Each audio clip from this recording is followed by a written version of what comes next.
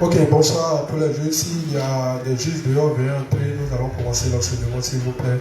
Téléphone.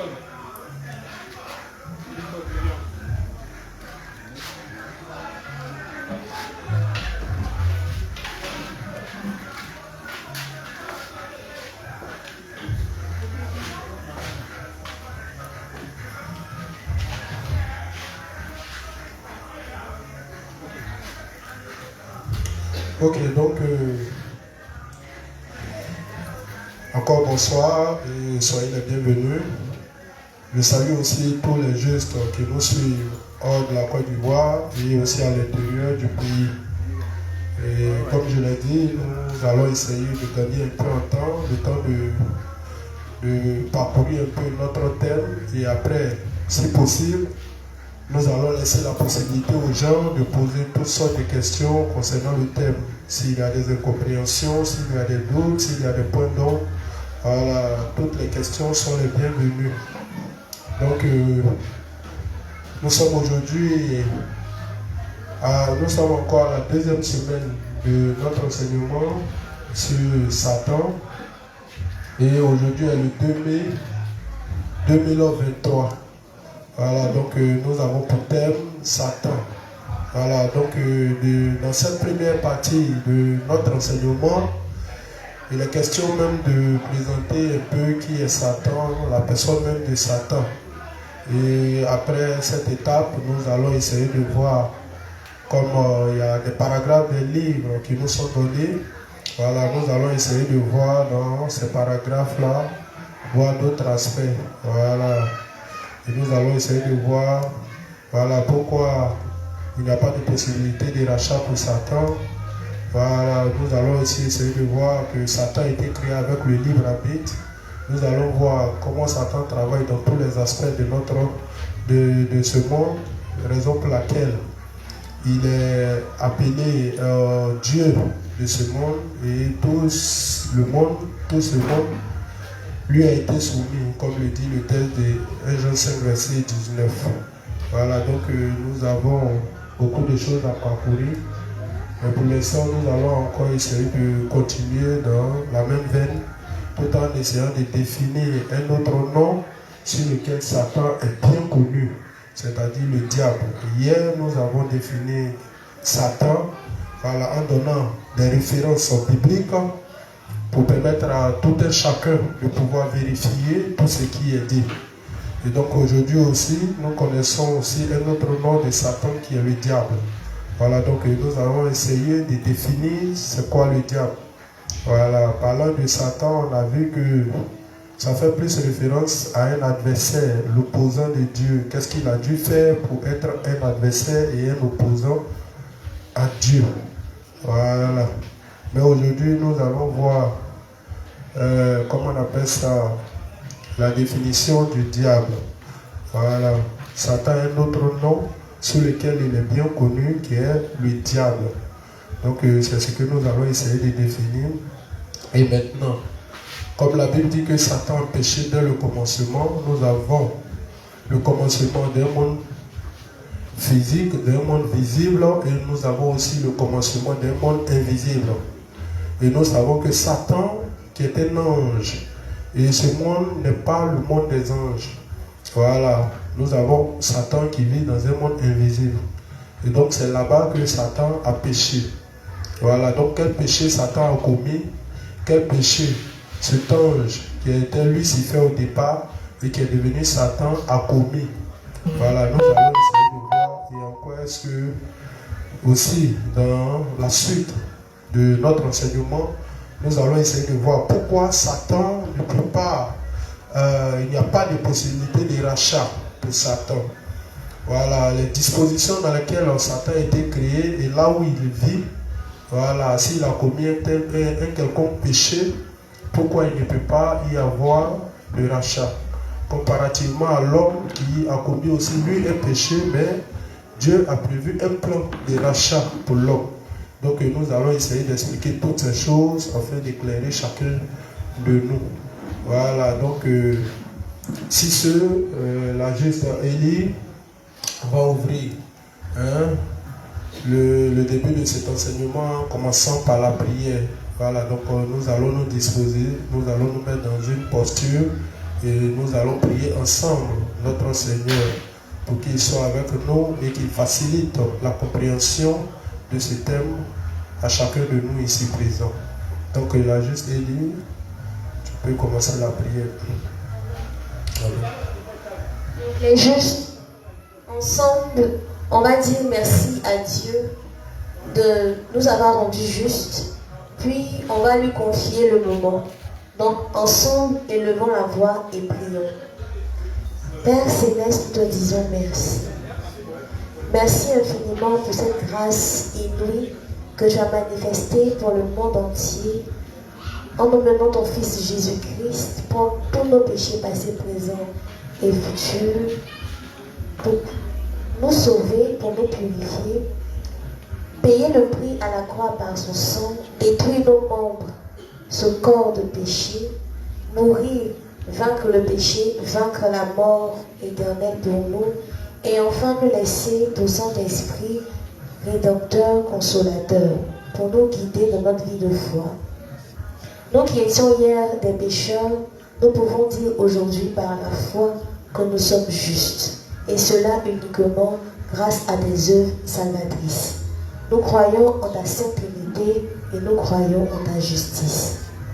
Père, nous te disons merci pour la force, la santé, le cœur uni que tu as donné à chacun d'entre nous afin d'être présents ce soir. Il y en a encore d'autres qui sont sur le chemin. Merci de presser leurs pas. Nous te confions ton serviteur. Fasse que, malgré son état, il puisse nous édifier par les paroles que toi-même tu vas mettre dans sa bouche. Merci Père Céleste de disposer chaque cœur ici présent à recevoir ta parole et à la comprendre profondément. C'est au nom de ton Fils Jésus-Christ que nous avons tous prié. Amen.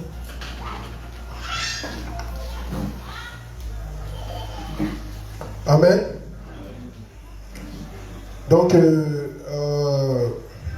comme je l'ai dit hier, s'il y a une question qui est vraiment préoccupante, voilà, je peux laisser la possibilité à ces personnes-là de poser la question, puisque le but de notre enseignement, c'est de permettre que chacun puisse vraiment être éclairé, c'est que chacun puisse vraiment, au sortir d'ici, savoir qui est cet adversaire redoutable, qui est Satan, et le seul moyen par lequel on peut le vaincre, qui est la parole et notre foi. Voilà, donc s'il y a une question vraiment préoccupante, voilà, vous pouvez poser la question. Sinon, si ce n'est pas ça, on poursuit notre enseignement. Bonsoir, la juste midi. Inspecteur, c'est une préoccupation vraiment personnelle. J'aimerais vraiment que vous m'éclairiez là-dessus. Et ma préoccupation est la suivante. On a dit dans les enseignements que un juste qui consomme du poison, bien quelque chose qui est empoisonné, s'il ne sait pas et qu'il prend, il ne va pas mourir. Mais ce qui me tient vraiment à cœur de savoir, c'est que si par exemple, tu vas prendre un pot avec des personnes, ces personnes-là mettent par exemple une drogue ou bien un somnifère dans ton verre, avec des intentions malsaines, tu ne sais pas et puis tu bois, est-ce que ça aura un effet ou pas?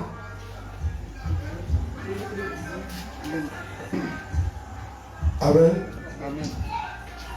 Vraiment, la question n'est pas trop dans mon thème, mais je vais, comme tu l'as posé, je vais essayer de te répondre. Voilà. Vous savez, d'abord, il y a une chose qu'il faut comprendre. Quand Dieu nous a sauvés, quand Dieu nous a sauvés, c'est pour un but.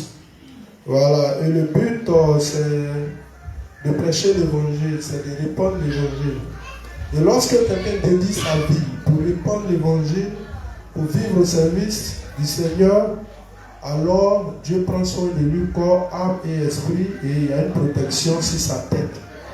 Mais si ce n'est pas dans le cas, si tu vis ta vie pas pour le Seigneur, Si tout ce que tu fais ne vise pas à donner la gloire au Seigneur, Dieu va procéder par des avertissements, c'est-à-dire il y a des problèmes qui vont t'arriver dans le but que tu puisses te détacher d'un certain nombre de choses pour t'attacher à ce pourquoi Dieu t'a consacré.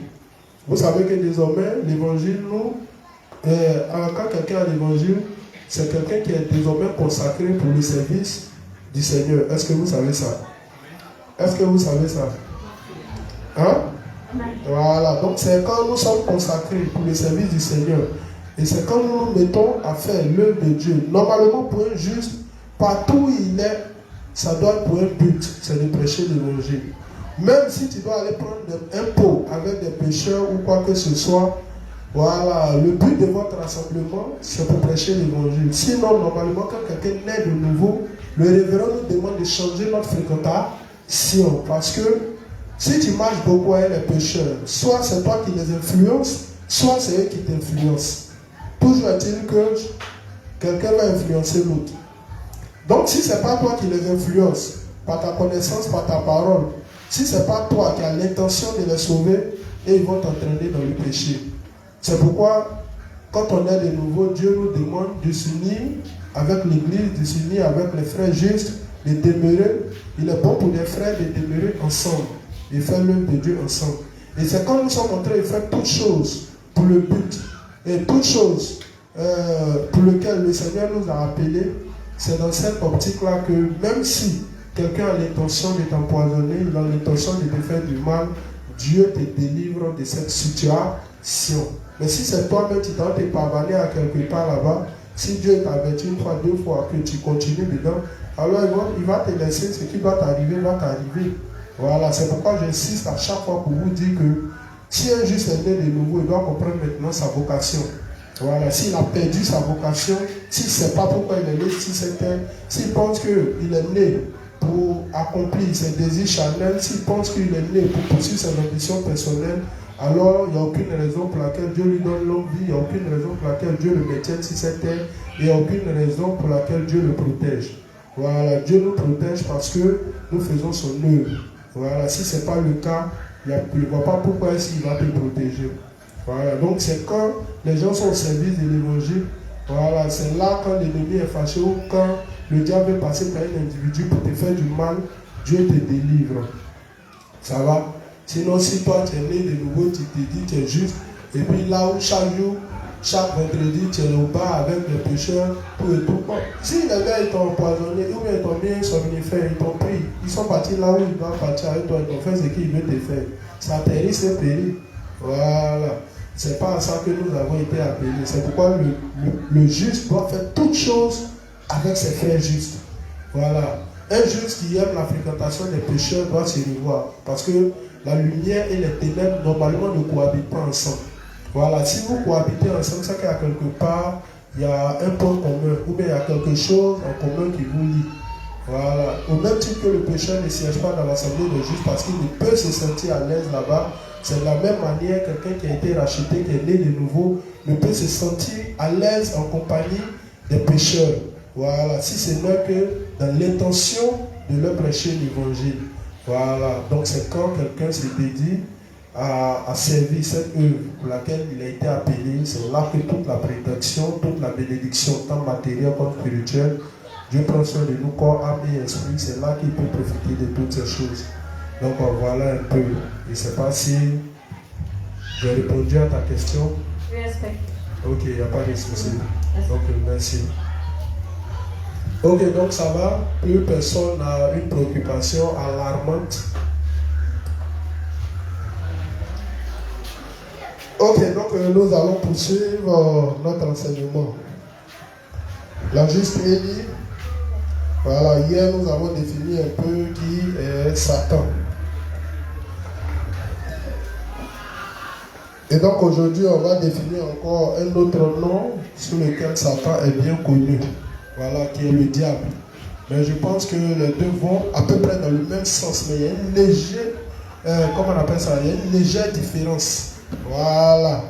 Quand on a défini Satan, on dit Satan fait référence à adversaire. Qui dit adversaire dit l'opposant de Dieu. Mais ici, nous allons voir avec le diable. Vas-y rapidement. Diable. entre parenthèses, calomniateur. Voilà, on dit diable, entre parenthèses, calom. Satan, on dit entre parenthèses, adversaire. C'est la même chose. Mais ici, ça fait ressortir plus le terme de calomniateur. Donc Satan et le diable, ça veut dire calomniateur. Mais calomnier, c'est quoi? Quand on dit calomnier, c'est quoi? Quand on dit calomnier quelqu'un, c'est quoi? Oui, donnez le micro à quelqu'un, ils vont répondre rapidement. C'est qui est calomniateur ou bien calomnier quelqu'un, c'est quoi?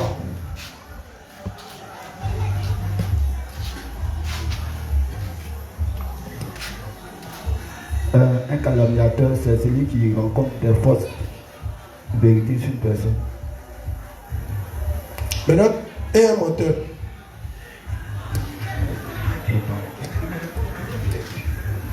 Oui, il est dit. Souvent les mots se ressemblent, mais il y a des petites différences. Voilà. Vas-y. Calomnier quelqu'un, c'est salir sa réputation, porter aussi de fausses accusations contre la personne. D'accord, ça tu as parlé pour nous qui comprenons français. Maintenant parle pour ceux qui ne comprennent pas français. Donc, calomnier quelqu'un, c'est mentir sur la personne. Je veux dire des choses qui ne sont pas vraies sur la personne. L'accuser aussi. D'accord. Donc on dit calomniateur. Calomniateur, c'est dit de contre-vérité. C'est-à-dire qu'il sait que ce qu'il est en train de dire si matière. Moi-même ici conscient que c'est faux. Mais il dit quand même parce que j'ai un objectif à atteindre. Salir sa réputation, c'est-à-dire gâter son nom. Et puis quand il garde son nom, il y a une intention. C'est-à-dire qu'elle doit se sentir blessée dans son amour propre. C'est ça qui est réputation. C'est-à-dire qu'il fait ça pour atteindre, si tu veux, son cœur, pour que son cœur saigne. Est-ce que ça va? C'est-à-dire moi-même, je suis conscient que ce qu'il dit là, c'est pas vrai. C'est vrai que c'est mensonge là. C'est-à-dire qu'on peut te rapporter un fait. Bon, toi tu crois en ça, tu vas dire, mais pourtant c'est faux. Tu vois, non? Mais quand c'est calomnié là, c'est-à-dire tu sais que ce que tu dis là, c'est faux. Toi-même, tu es conscient de ça. Mais comme tu as un objectif à atteindre, tu veux blesser la personne dans son amour propre, donc tu dis des choses pour que quand les gens vont la regarder, ils n'ont même pas le courage même de s'approcher encore d'elle. Est-ce que ça va? Mais pourquoi vous me regardez comme ça? Vous me regardez, demandez ça va, personne ne bouge la tête. Ça va. Amen. Si ça ne va pas, dites, on va encore dire, si on peut expliquer en bété ou bien en baoulé, ça va expliquer. Ça va? Oui. Le fait de dénigrer quelqu'un. Bon. Tu sais que les mots là, quand on met là, le fait que ça, c'est vrai, ça peut se ressembler, mais il y a des petites différences. Tu vois, non? Voilà, bon, dénigrer, tu as la définition? Critiquer, calomnier, discréditer ou entacher la réputation de quelque chose ou de quelqu'un. Voilà, donc, dans dénigrer, il y a calomnie, il y a calomnie qui apparaît dedans. Voilà, c'est la même chose. Mais au fait, j'explique bien calomnier pour que vous compreniez. Voilà, quand Satan donne sa version des faits, là, il a habité avec Dieu. Il sait réellement ce qui s'est passé. Mais quand il vient, il vous regarde dans vos deux yeux, et puis il dit c'est faux. Que ce que Dieu dit là, c'est faux. Et puis lui-même, il donne sa version de l'histoire, et puis il insiste. Et puis il fait de telle sorte que toute l'humanité se met à détester Dieu sans le connaître. Toute l'humanité ne cherche même pas à connaître Dieu. Ça va? Amen. Donc vas-y. Diable. L'un des principaux titres de Satan, ennemi notoire de Dieu et de l'homme. Nous ne savons pas d'où il vient, à moins qu'Ézéchiel 28, 12 à 19 et Ésaïe 14, 12 à 20 nous donnent une indication. Mais il est certain qu'il ne fut pas créé mauvais. Voilà, donc hier je disais un peu comme ça que vous voyez, la Bible ne parle pas trop de la création des anges, comment ils vivent, tout et tout.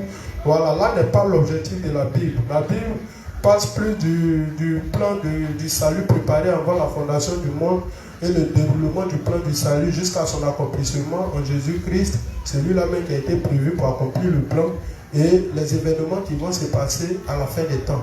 C'est si plus ça que la Bible se consacre ou se concentre.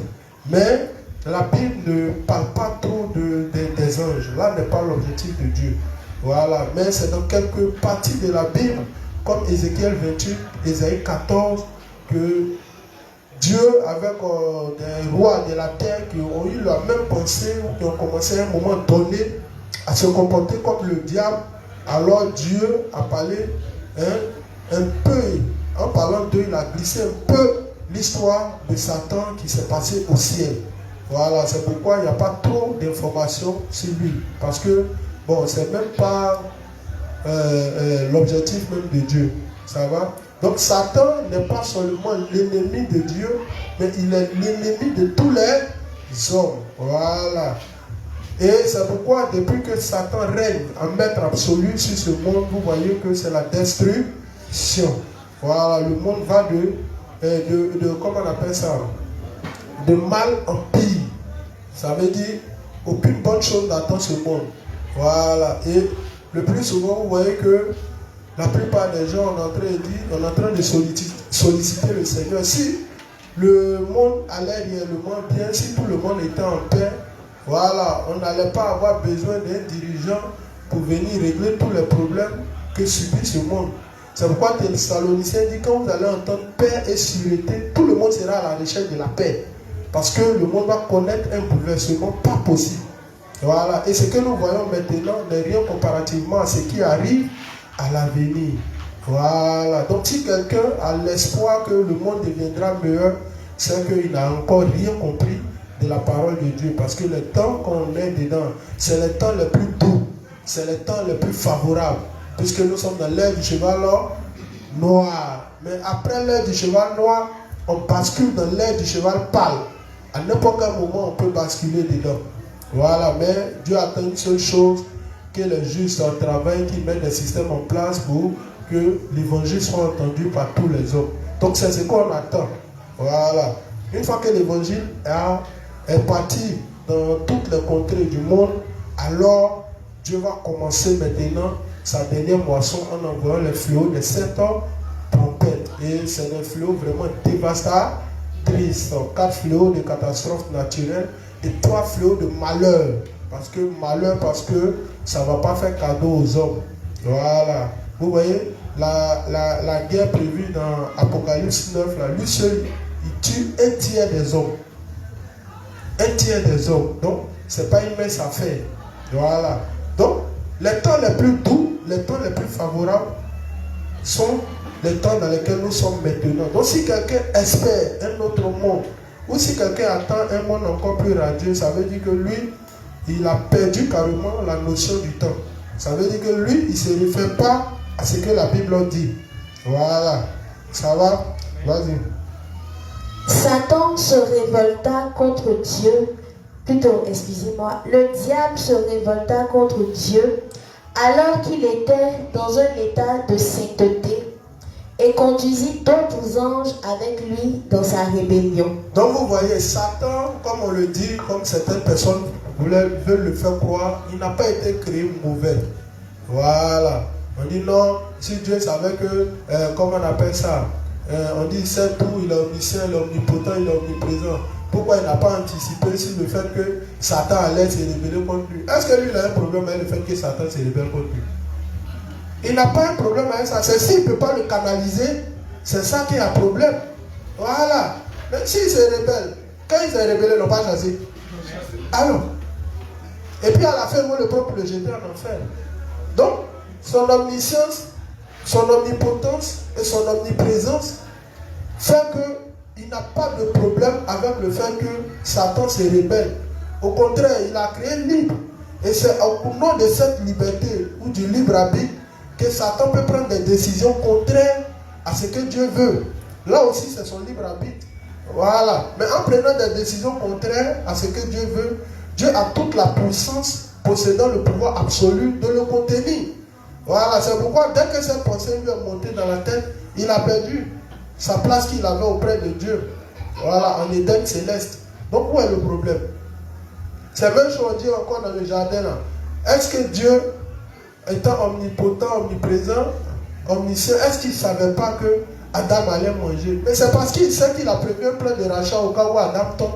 Où est le problème? C'est parce qu'il sait même qu'il a créé Adam dans une disposition très faible. Le fait que Adam pêche est une chose qui est rendue possible par Dieu. Parce que s'il ne l'avait pas créé chair faible, Adam n'allait pas pécher. Mais quand tu crées une chair faible, ça veut dire face à la tentation, il y a deux choix. Soit tu t'attends à deux choses. Soit il tombe, ou soit il résiste. Donc les deux cas sont prévus. C'est pourquoi on voit la fondation du monde. Mais il résiste simplement s'il met en application la parole de Dieu. Donc, nous qui sommes là aussi longtemps que nous sommes faibles, puisque Dieu nous a créé chair faible, un esprit bien disposé. Et cette faiblesse, c'est ce qui nous amène à vivre par la foi, c'est ce qui nous amène à compter sur Dieu. Voilà. Donc, dans nos faiblesses, ce qui nous rend forts, c'est le moyen de vivre par la foi. Tant que l'homme compte sur Dieu, tant qu'il a la force.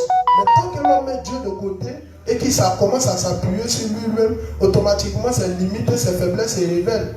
Voilà. Donc Dieu n'a pas un problème avec ça. Il a anticipé sur tout. Il a anticipé sur tout. Voilà. Quand toute chose qu'il a créée là, il sait. C'est-à-dire que il dit, je mets devant toi le bien et le mal. Il sait l'issue du bien, il sait l'issue du mal. Donc il n'a pas de problème. Donc il canalise toutes choses. Voilà, c'est comme ça son omniscience, son omnipotence et son omniprésence. C'est si Satan pouvait le créer des problèmes quand on dit, ah mais il est Dieu, mais il n'avait pas prévu ça. Vous voyez qu'à la fin, il ne force même pas. Comme je vous l'ai dit hier, avec des milliers et des milliers d'anges qui sont au ciel, il pouvait prendre au moins 10 pour venir attraper Satan. C'est un seulement il prend. Donc imaginez combien de fois tout son tapage qu'il fait là, il est faible. Tout son tapage qu'il fait, il est très faible. Voilà. Donc comme il a décidé de s'ériger en ennemi de Dieu, il n'y a pas de problème. L'essentiel, il a perdu sa lumière, mais il continue. Voilà. Le fait que Satan, la chute de Satan et la chute de l'homme ne sont pas les mêmes. Tu vous voyez, nous par exemple, nous côtoyons Dieu au travers de la parole. On ne le connaît pas. Or, Satan, lui, il a vécu directement et Dieu, il le connaît. Et puis la disposition dans laquelle Satan a été créé n'est pas la même disposition dans laquelle l'homme a été créé. L'homme a été créé chair faible. Or, Satan a été créé corps céleste. Vous voyez, ce n'est pas les mêmes choses. Donc, quand Satan pêche, c'est volontairement qu'il pêche. Mais comparément à l'homme, comme l'apôtre Paul pourrait le dire dans Romains 7, j'ai toute la volonté de vouloir faire le bien, mais je n'ai pas. Et j'ai toute la volonté, je veux faire le bien, mais je n'arrive pas. C'est le mal que je ne veux pas faire que je fais. Vous voyez. Donc, même nous, même quand tu veux faire le bien, le mal est attaché à toi. Vous voyez. À cause des faiblesses de la chair, nous avons du mal à mettre en application une loi qui est sainte. Vous voyez. Or, Satan a été créé au ciel, il vivait dans la sainteté de Dieu. Vous voyez. Donc, la disposition dans laquelle Satan a été créé et la disposition dans laquelle l'homme a été créé, ce n'est même pas les mêmes choses. Et nous sommes sur la terre. On n'a jamais vu Dieu, on ne le connaît pas. Et c'est en côtoyant la parole que nous apprenons à connaître Dieu. Or, Satan, lui, vit avec Dieu au ciel. Il vit. Il sait que Dieu l'a créé. Il a toutes les preuves. Et puis, il sait comment le royaume de Dieu est érigé au ciel. Il sait comment Dieu domine toutes choses. Il sait comment tout se passe là-bas. Mais volontairement, il a décidé comment on appelle ça, de pécher contre lui. Alors, c'est tout à fait normal que lui, il n'y a pas de possibilité de rachat étant créé dans ce corps céleste avec toute la disposition de ne pas pécher. Voilà. Donc, s'il a péché, c'est volontairement. Or, vous voyez, l'homme, on dit, il pêche volontairement comme volontairement. Vous voyez, parce que nous sommes dans un corps qui est faible. Quand le corps qui est faible est face à la nature de Dieu, qui est la loi, qui est une loi sainte, voilà, le corps faible forcément va manifester son imperfection et ses faiblesses. Voilà, donc c'est pourquoi c'est Dieu lui-même qui a créé l'homme comme ça. Donc la possibilité de pécher a été rendue possible par Dieu lui-même. Mais seulement quand on définit dans le jardin d'Éden, c'est Dieu qui rend la chose possible. C'est Satan qui tente et c'est l'homme qui pêche. Et chacun a sa part de responsabilité. Comparément aux frères aux gars de Pat Oxo qui disent que le péché c'est la pensée de Satan. Mais si le péché est la pensée de Satan, certes c'est vrai, c'est Satan qui a tenté l'homme dans le jardin. Mais si le péché est la pensée de Satan, mais Satan au départ, il n'était pas pécheur, il était créé bon. Il vivait dans la sainteté, tout et tout. Mais à quel moment, c'est que lui qui l'a rendu pécheur alors? C'est que pour finir à revenir, c'est Dieu lui-même qui est le gros pécheur. Voilà. Donc, le péché ne se définit pas comme la pensée de Satan. Non, c'est faux. Voilà, Satan lui-même est un homme parce que lui-même, là, ses pensées vont dans la même direction que Satan. C'est pourquoi vous allez voir la plupart des rois à qui Dieu a comparé à Satan. Ils avaient les mêmes pensées que Satan. Et quand nous allons lire, vous allez voir, comment on appelle ça, quand Dieu va essayer de parler de ces rois-là, et quand on va lire l'histoire de Satan, vous allez voir que c'est les mêmes péchés d'orgueil-là qui sont montés dans les têtes. Voilà. Vas-y, continue. Il se révolta contre Dieu alors qu'il était dans un état de sainteté et conduisit d'autres anges avec lui dans sa rébellion. Donc, on précise qu'il était dans un état de sainteté. Donc, s'il a péché, c'est volontairement qu'il a péché. Et là encore, on mentionne qu'il n'a pas, il dit que ce qu'il fait, il est conscient de ça, mais il n'a pas voulu se. C'est comme ça au ciel, tous les anges qui, comment on appelle ça, qui avaient la même pensée de Satan, c'est eux qui l'ont suivi. C'est tous ces anges-là qui ont suivi Satan. Mais sinon, il y avait d'autres qui étaient aussi au ciel, mais qui n'ont pas suivi Satan, vrai ou faux. Voilà, donc tous les anges qui ont suivi Satan, ce sont les anges qui avaient la même pensée que lui. Voilà, donc pour l'instant, au ciel, ils avaient un ennemi commun qui était Dieu que les gars détestent. Mais quand ils sont arrivés au ciel, chacun aussi a ses pensées. Et c'est ces pensées que chaque démon exprime sur la terre. Voilà, donc chacun a son péché. C'est pourquoi quand vous prenez le jugement de Dieu dans l'Apocalypse 20, personne ne paiera les péchés de personne.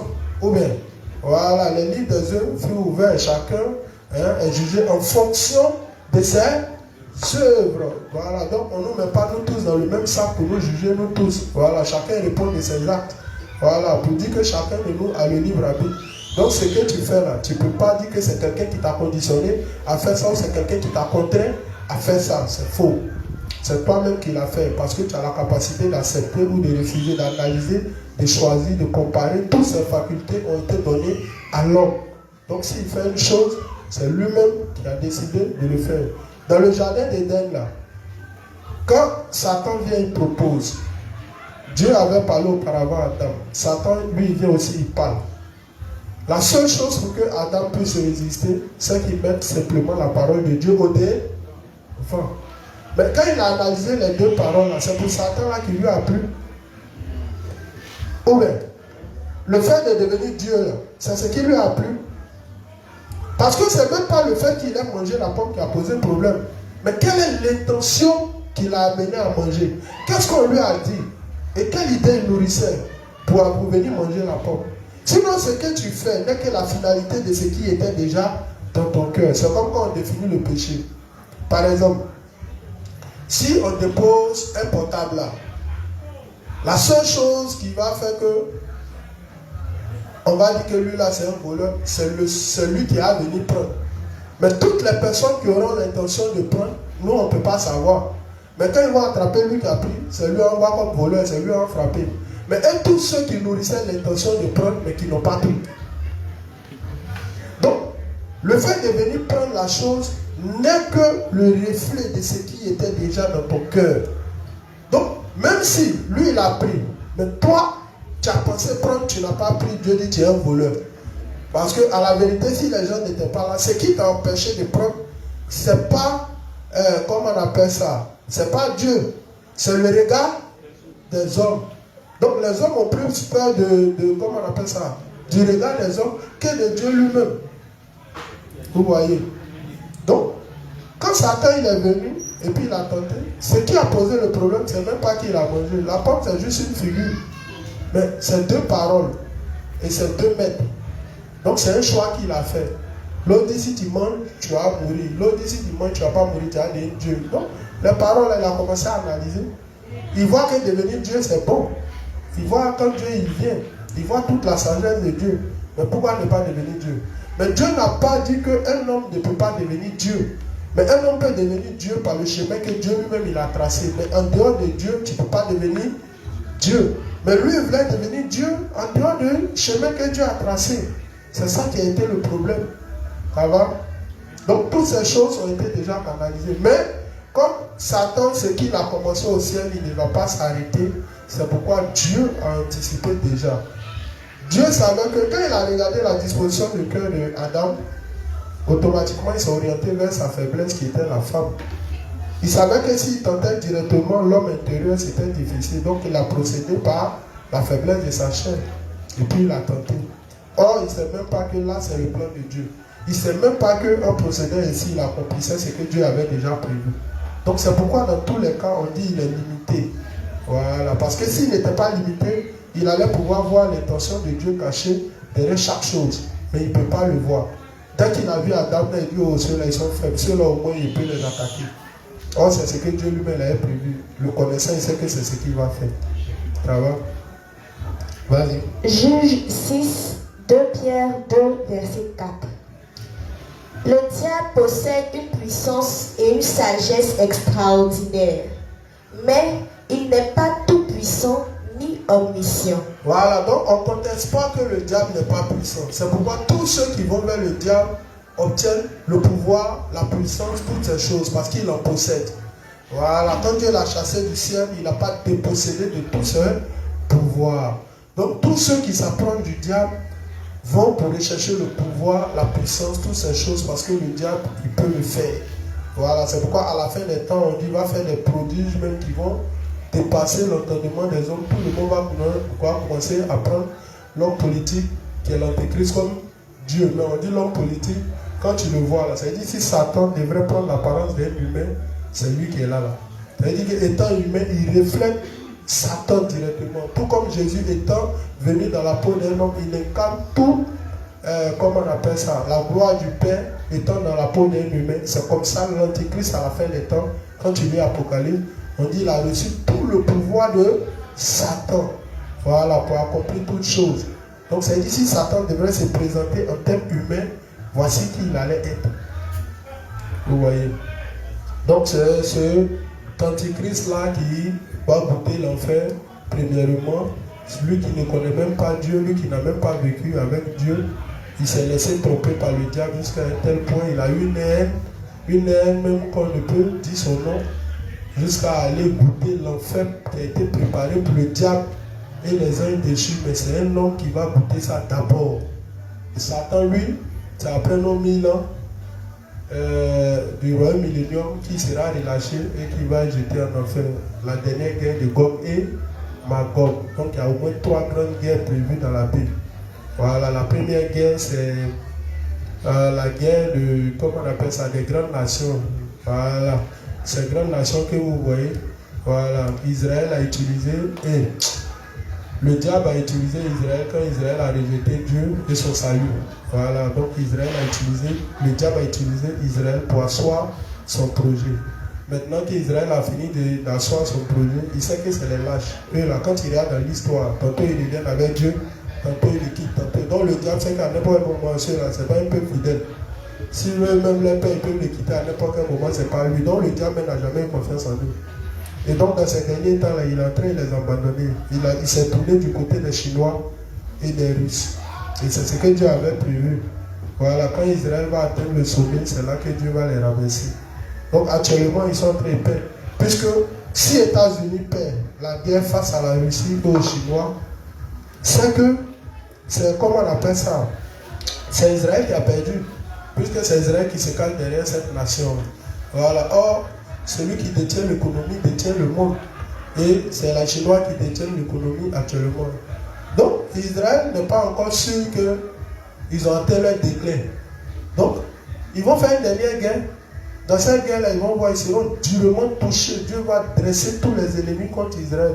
Ils seront touchés et il aura la montée d'un nouveau roi très puissant. C'est lui maintenant qui va asseoir sa domination. Et c'est de ce roi-là que sortira certainement l'Antichrist. De la nation la plus puissante, après la guerre d'Apocalypse 9, au 6e fléau, sortira la nation la plus puissante. Et de la nation la plus puissante sortira le roi qui va gouverner comme l'Antichrist. Donc ils sont là, ils vont voir. Israël sera bientôt secoué, touché. Et puis maintenant, La nation, ils vont regrouper tous les hommes de la terre, Apocalypse 16, 16. Voilà, quand Dieu va venir, cette fois-ci, pour commencer à déverser les fléaux, au 6e fléau, il y a une guerre qu'il a prévue avec tous les hommes de la terre unifiés. Ils vont se battre contre Dieu. C'est là on parle de la guerre d'Armageddon. Et puis la dernière guerre maintenant, on dit tous les, comment on appelle ça, quand Dieu va détruire ce monde pour le renouvellement, pour donner aux saints pour vivre le royaume millénium, après ça net, comment on appelle ça, Dieu ne va pas détruire tous les pécheurs qui seront là. Donc il y a des pécheurs qui vont rester et qui vont vivre comme esclaves pour travailler pour le juste au royaume millénium. Et pendant que Satan sera confiné dans le puits de la Bible pendant 1000 ans, et à la fin il sera relâché. Comme il a toujours voulu se battre avec Dieu, Dieu va venir, ils vont se battre avec les pécheurs. Mais ça ne va même pas durer. Armageddon ne va pas durer. Gog et Magog ne va pas durer. Voilà. Donc c'est les guerres qui sont prévues, qui sont là. Ça va? Vas-y. Combien c'est fini?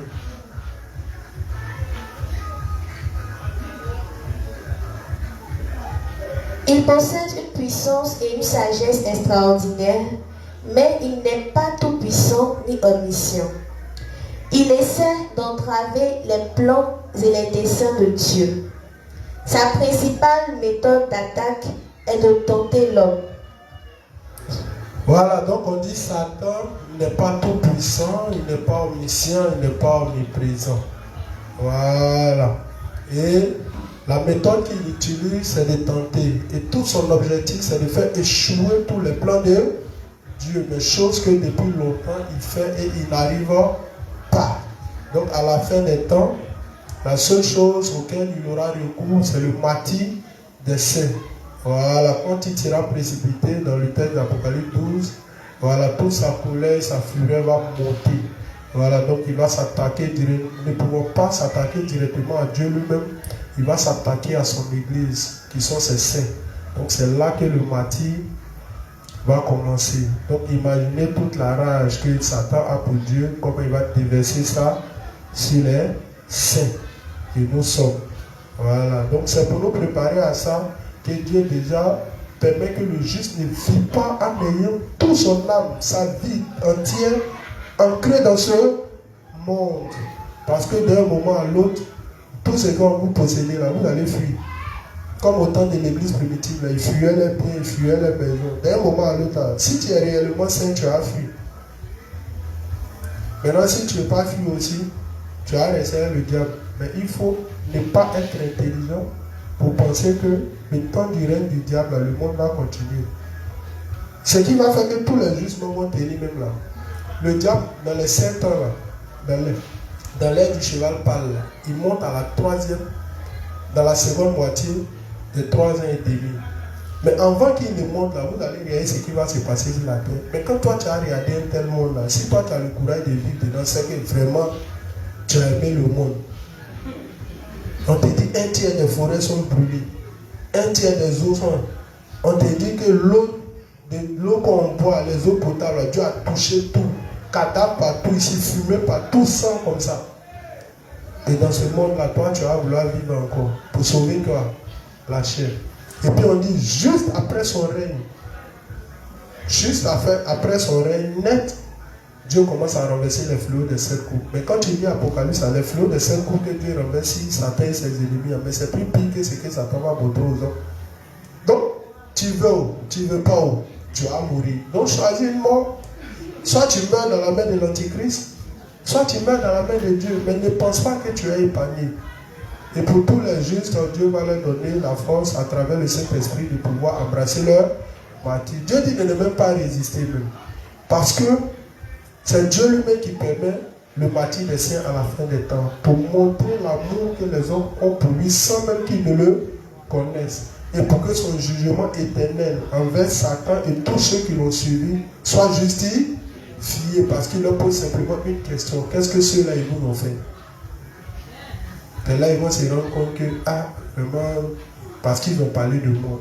Donc c'est Dieu, vous n'avez pas aimé à tel point que tous ceux qui ont parlé de lui, vous les avez tués de la sorte.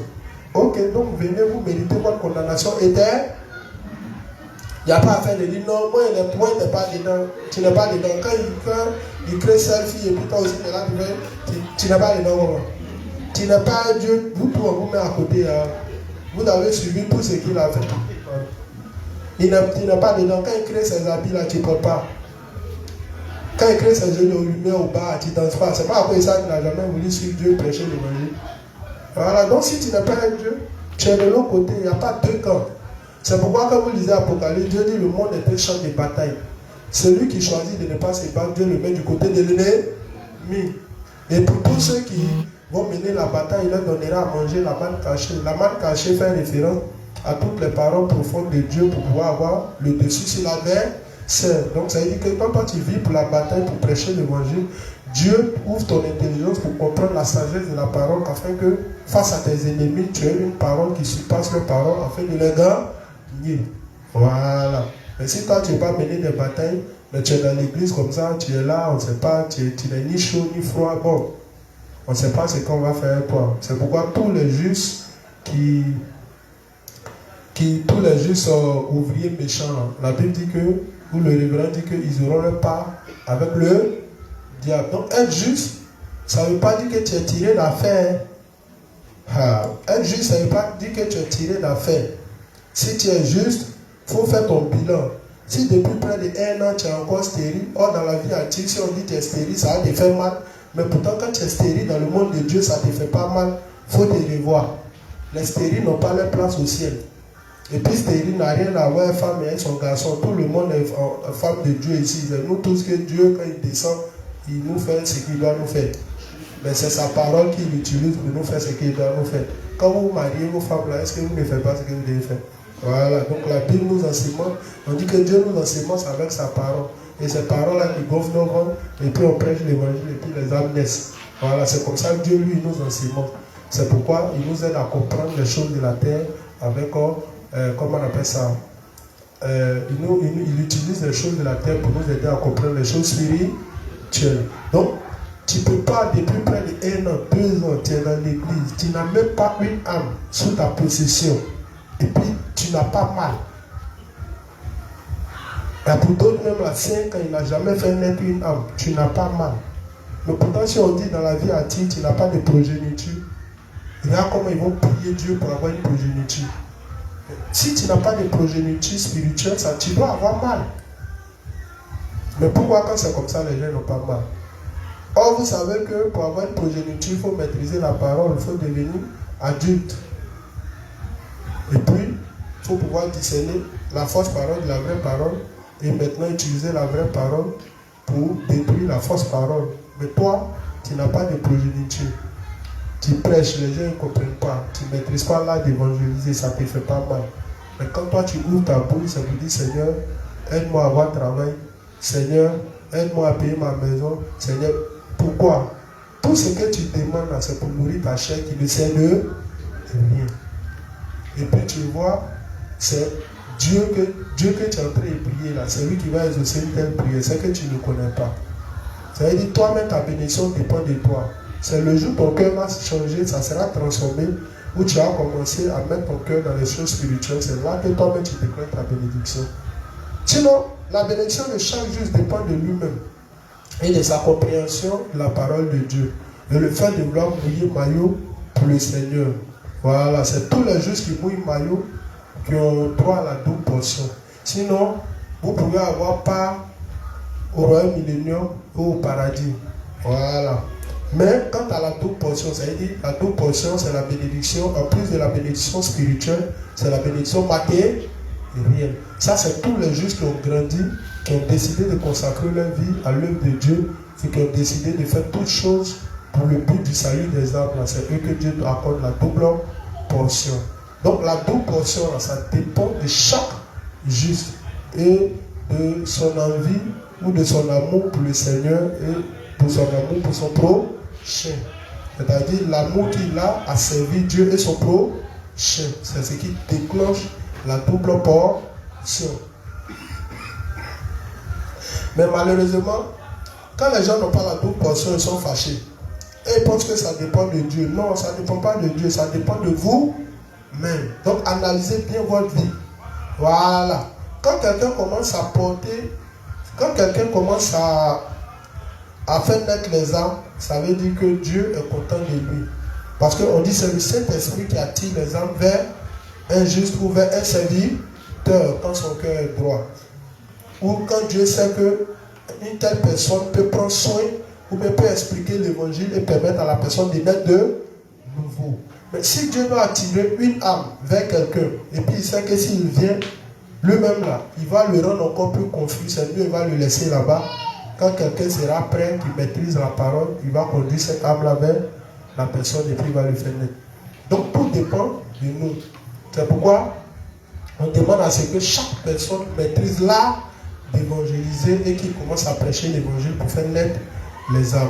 Ça va? C'est ce qui fait que Dieu commence à bénir les justes. Sinon, si ce n'est pas ça, je vous assure, vous allez prier, multiplier les prières, prière sur prière, et rien ne va, comment on appelle ça, s'accomplir. Aucune prière ne va s'accomplir.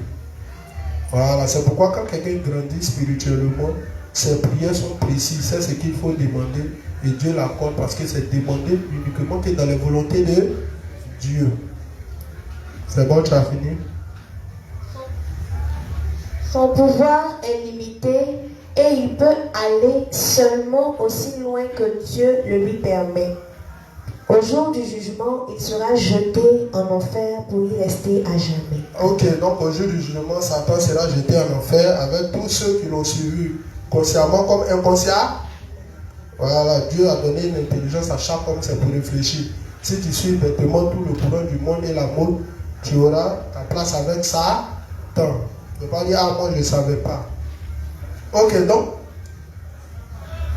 les deux noms sur lesquels le diable est plus connu, c'est Satan et le diable. Voilà, pour le reste, en lisant la parole, quand tu commences à poser certains actes, comme ce que le diable a fait, Dieu peut te traiter de Satan, de diable, ou bien souvent, il prend des noms comme accusateur, ennemi, temps en temps, tout et tout. Voilà. Mais il était dans un premier temps important de savoir comment est-ce que Satan est devenu l'ennemi de Dieu. Voilà, comment est-ce qu'il s'est érigé en adversaire pour pouvoir entraver tous les plans de Dieu. Donc, dans cette partie maintenant, puisque la Bible nous dit que Satan a péché dès le commencement, et comme je l'explique, il y a le commencement d'un monde invisible que nous ne maîtrisons pas, et il y a le commencement d'un monde visible. Donc, le commencement du monde invisible, nous n'étions pas là-bas. Voilà. Et ce qui s'est passé, nous ne savons pas si Dieu ne nous l'a pas expliqué. Voilà. Donc, quel péché Satan a commis au ciel. Et dès que Dieu a commencé à mettre en œuvre son plan qu'il avait prévu avant la fondation du monde, c'est-à-dire créer une terre dans laquelle il allait mettre les hommes et demeurer avec eux, qu'est-ce que Satan aussi a fait dès le commencement des choses, c'est-à-dire dès le commencement de la création de ce monde-là pour pouvoir entraver et détruire le plan de Dieu. Donc on va voir son péché au ciel et on va voir son péché sur la terre. Voilà, sur la terre, quand tu prends le texte de Genèse 3, on te dit ce que Satan a fait dès que Dieu a créé l'homme. Mais au ciel, on va explorer un peu dans le texte d'Ézéchiel 28 pour voir quel est le péché que Satan a commis. Voilà, nous, on dit que nous sommes pécheurs parce que nous avons enfreint la loi que Dieu a établie. Mais et Satan, quel péché lui il a commis? Voilà, donc on va prendre le texte d'Ézéchiel 28 à partir du verset 11 à 19. Et dans ce texte-là, il était question d'un roi. Voilà, d'un roi très puissant en son temps. Comme vous lisez la Bible, vous avez vu qu'il y a eu des nations qui étaient puissantes en son temps. Et ces nations-là, le plus souvent, quand ils deviennent très puissants, Satan les utilise et ils commencent à s'opposer à Dieu. Et ils finissent par se prendre pour Dieu. Et le plus souvent, Dieu apparaît pour détruire ces nations-là. Donc c'est l'une de ces nations qu'on va appeler, comment on appelle ça, Tyr. Mais Tyr, c'était une ville. Voilà, quand vous lisez Ézéchiel 28, Tyr, c'était une ville. Voilà, le pays dans lequel la ville de Tyr était, c'était la Phénicie. Voilà. Et comme je vous l'ai dit, tout ce que la Bible dit est vrai. C'est pourquoi même quand la Bible dit quelque chose, vous pouvez aller interroger l'histoire et ils vont vous expliquer. Donc Tyr était une ville de la Phénicie. Et la Phénicie actuellement est là. Voilà, la Phénicie actuellement est là. Et l'emplacement actuel de la Phénicie, c'est le Liban actuel. Donc, dans l'histoire, le Liban fut une nation très puissante. C'est pourquoi vous voyez Dieu a commencé à parler de ça. Et, comment on appelle ça, cette nation appelée la Phénicie avait deux grandes villes très importantes. Et ces deux grandes villes étaient Sidon et puis Tyr. Voilà. C'est ces deux grandes villes importantes. Mais parmi ces deux grandes villes, Tyr était la ville la plus puissante parce que Tyr, c'était une ville côtière au long de la Méditerranée. Donc, c'était une ville portuaire. Donc, ça fait qu'il y avait beaucoup de trafic. Voilà. Toutes les nations qui étaient là, qui n'avaient pas l'eau et eau, tout le monde venait trafiquer avec le roi de Tyr. Voilà. Donc, il y avait des grands bateaux. Il y avait... Et puis, quand vous lisez Ézéchiel à partir de 26, vous allez voir la beauté de cette ville-là. Voilà. Les éléments utilisés pour construire cette ville-là, vous allez voir. Voilà. Et combien de fois ils étaient grands dans le commerce. Et leur commerce était réputé dans le monde. Et vous pouvez aller vérifier. Voilà. Vous pouvez aller vérifier. Et on vous dit que la Phénicie actuelle, c'est le Liban. Donc, comprenez pourquoi les Libanais, là, ils sont forts dans le commerce. Et puis, ils sont forts dans l'architecture. Quand vous allez en zone 4, les Libanais n'a qu'à prendre petit espace pour il va construire, vous allez voir. C'est des grands architectes. Même celui qui a fait la tracée de la ville de, comment on appelle ça, de Yamoussoukro, là, et qui a construit la basilique à Pierre Fakouri, c'est un franco-libanais. C'est un franco-libanais. C'est lui qui a construit la comment on appelle ça, la basilique là, avec la tracée de la ville de Yamoussoukro. Donc les Libanais sont très forts. Donc pour voir ça, là, allez-y consulter l'histoire. De la manière, les Africains sont forts dans le fétiche. Allez-y consulter Cam. Allez-y consulter Cam. Vous allez voir. Vous allez comprendre pourquoi les Libanais, les Africains sont forts dans le fétiche. C'est de la même manière, vous allez voir pourquoi les Libanais, partout ils sont forts dans le commerce. Parce que c'est comme leur culture. Voilà. Et l'histoire de la Phénicie, l'histoire de Tyr remonte à 1200 à 300, c'est-à-dire à 1200, vers 1200 avant Jésus-Christ. C'est là que cette nation-là a atteint comment on appelle ça, son apogée, et vers l'an 300 avant Jésus-Christ, il a atteint son déclin. Voilà, donc tout est bien situé, la Bible, là, tout est propre. Ça dépend de toi, quoi. Voilà, même les ennemis de Dieu sont tellement... C'est vrai, ils veulent ou ils ne veulent pas, ils sont obligés de vous dire la vérité. Parce que sinon, si c'est ça, eux-mêmes ne seront plus crédibles.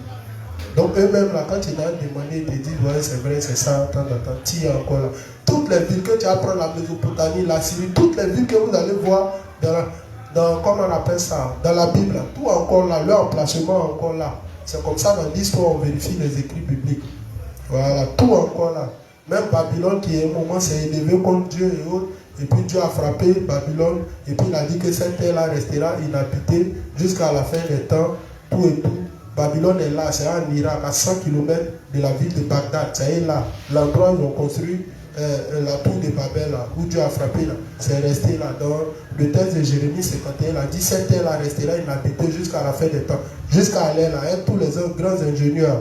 Avec Satan, le grand architecte de l'univers, là, il n'a pas encore pu trouver une solution de cet endroit marécageux. Tu mets besoin de si ça ne peut pas passer, ça va tomber, ça va couler. Et c'est encore là. Donc, tout ce que Dieu a dit, c'est vrai. Donc, c'est un peu l'historique du roi de Tyr qui est là. Donc, c'est ce roi-là, avec son commerce, avec son élévation, avec sa beauté, la beauté de l'endroit, qui a fini à un moment donné par se prendre pour Dieu. Donc, c'est là que Dieu a prononcé cette complainte dans le texte d'Ézéchiel vers. Ben, si vous devez lire pour voir l'histoire remonter depuis le 26. Voilà, depuis le 26, là vous venez au 28. Et vous allez voir. Et plus tard, quand vous rentrez dans l'histoire, voilà, ils vont prendre toutes les nations qui sont venues à un moment donné, venir assiéger, comment on appelle ça, la ville de Tyr, telle que les Assyriens, telle que Babylone, telle qu'Égypte même est venue assiéger Tyr en dernière minute, c'est comme ça. Ça a commencé à, cette nation-là, cette ville-là a commencé à perdre, comment on appelle ça, toute sa valeur et autres trucs, c'est qu'elles disparaissent. Voilà. Donc tout ce que Dieu a dit, ça y est là. Donc vas-y. Ézéchiel 28 à partir du verset 11 à 19. Verset 11. La parole de l'Éternel me fut adressée en ces mots. Verset 12. Fils de l'homme, prononce une complainte sur le roi de Tyr. C'est quoi une complainte? C'est quoi une complainte? Oui? Une complainte, c'est une sorte de chanson dans laquelle on se lamente, on annonce les malheurs. Voilà. Donnez-lui le micro, là, elle va dire les gens. Parce que le plus souvent, nous, notre problème, là, vous savez pourquoi les gens lisent la Bible et puis ne comprennent pas? Est-ce que vous savez pourquoi les gens lisent la Bible et ne comprennent pas? Parce qu'ils n'aiment pas chercher les mots. Mais si tu lis un truc et un mot qui te semble difficile, si tu n'as pas défini le mot pour le placer dans le texte pour comprendre, tu vas comprendre comment. Quand vous êtes parti à l'école, on vous a dit pour étudier un test, la première des choses, que tu dois faire un résumé des tests, que tu dois faire une dissertation, que tu dois faire quoi en commun, un commentaire composé, quoi que ce soit. La première des choses que tu dois faire, on te dit de faire quoi? Il faut définir les mots difficiles. Et une fois que tu as défini les mots difficiles, tu les remets comment on appelle ça, dans le test. Et puis tu relis encore à nouveau. Quand la compréhension est là maintenant, tu peux commencer à traiter ton test. Mais quand il s'agit de la Bible, et même les livres du révérend, les gens ils ne font pas ça. C'est tout à fait normal que tu as fini de lire le livre. Tu vas passer une vidéo, en venir te poser une question, tu vas rien comprendre. Parce que les mots là, tu les lis, mais toi-même tu n'as même pas le sens. C'est pourquoi un bon élève, s'il est vraiment un bon lecteur, plus il évolue, plus son langage devient soutenu. Plus il évolue, plus son vocabulaire devient riche. Mais un mauvais élève, plus il évolue, plus son vocabulaire devient mauvais.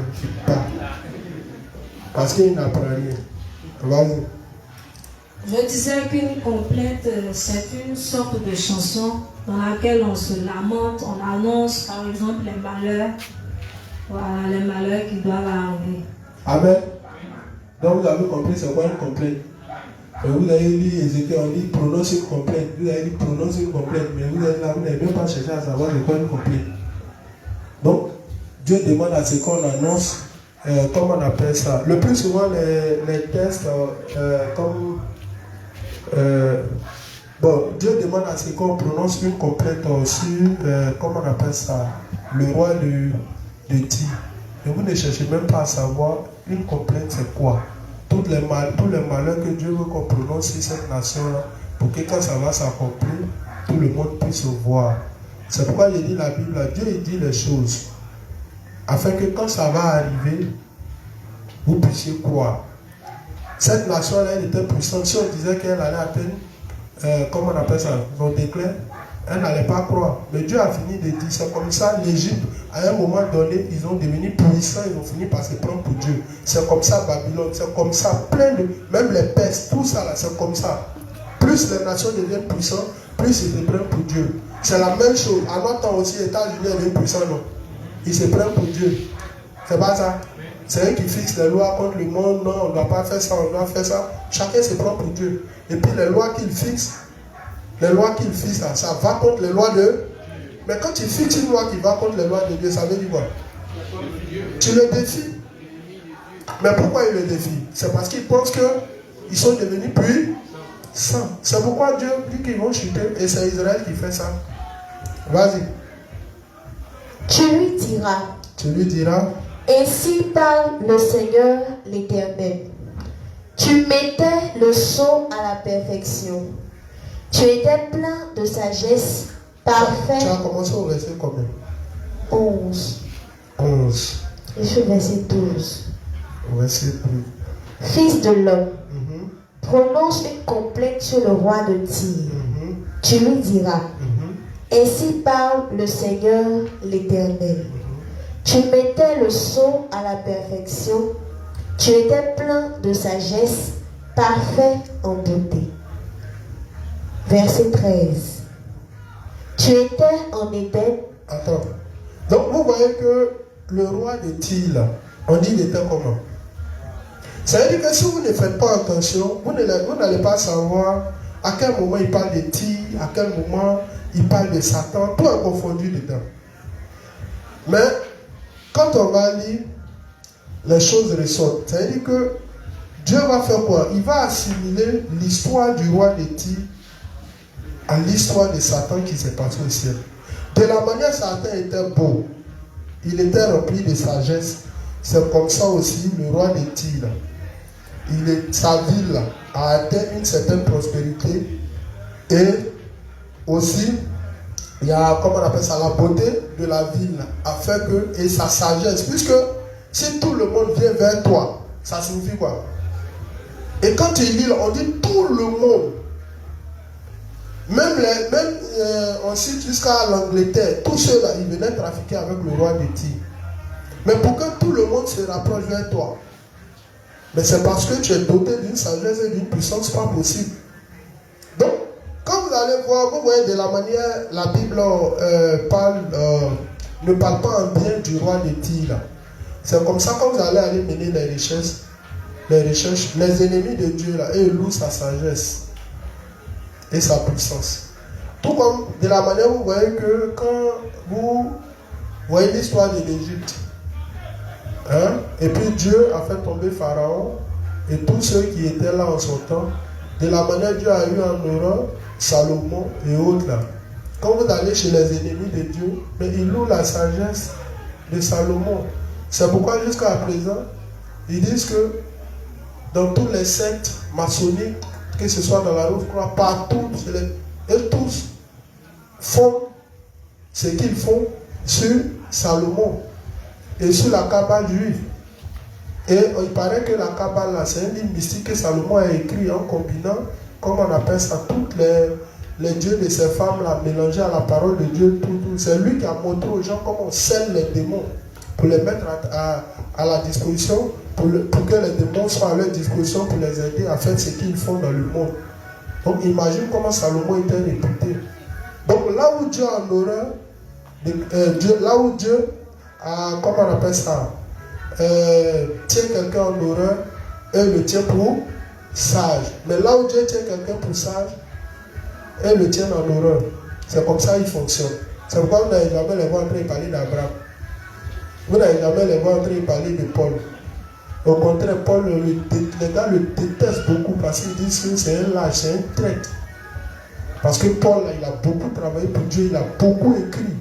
Quand vous regardez les écrits de Paul, là, ça dépasse pas pour tout le monde. Voilà, donc c'est quelqu'un qui sait beaucoup. Là. Donc les gens que Dieu a pris en héros, eux, ils les prennent comme des gens qui ne sont pas bien. Donc c'est comme ça qu'ils fonctionnent. Donc quand vous allez partir, si vous menez les recherches, vous allez voir que souvent ils vont vanter la sagesse et comment on appelle ça, la beauté de ce roi-là. Voilà. Mais comparativement à ce que Dieu dit ici, ils n'ont pas les mêmes pensées. Vas-y. Ainsi parle le Seigneur l'Éternel. Tu mettais le sceau à la perfection. Tu étais plein de sagesse, parfait en beauté. Verset 13. Tu étais en Éden, le jardin de Dieu. Donc là, maintenant, il glisse pour parler de Satan. Parce que le roi de Tyr, c'est la même chose. Ainsi parle le Seigneur l'Éternel, tu mettais le sceau à la perfection, tu étais plein de sagesse, parfait en beauté. C'est comme ça le roi de Tyr aussi était. Voilà, c'est pourquoi jusqu'à là, son nom est resté dans l'histoire. Maintenant, Dieu va dire la même erreur qu'a commis le diable, c'est la même erreur qu'a commis le roi de Tyr. Donc Dieu assimile l'histoire du roi de Tyr ou l'histoire de Satan au roi de Tyr pour dire que c'est la même chose. Mais je ne sais pas pourquoi, chaque fois qu'une nation devient bon, c'est toujours plus que pour qu'une nation devienne puissante, il faut que le diable utilise cette nation pour élever cette nation. Et là où le diable t'élève, c'est toujours pour t'amener à défier Dieu. Donc c'est pourquoi toutes les nations qui sont devenues puissantes ont toujours défié le Seigneur. Vas-y. Tu étais en Éden, le jardin de Dieu. Donc il était en Éden, le jardin de Dieu. Donc le diable est en Éden. C'est pourquoi je vous dis qu'il y a un Éden sur la terre et puis il y a un Éden au ciel. Donc le jardin de Dieu, là où Dieu est dans sa demeure, on appelle ça l'Éden. Voilà, donc c'est cet Éden-là qu'il a transposé ça sur la terre où vivaient Adam et Ève. Donc si vous voyez l'Éden d'ici n'a rien à voir avec l'Éden qui est au ciel. Ça va?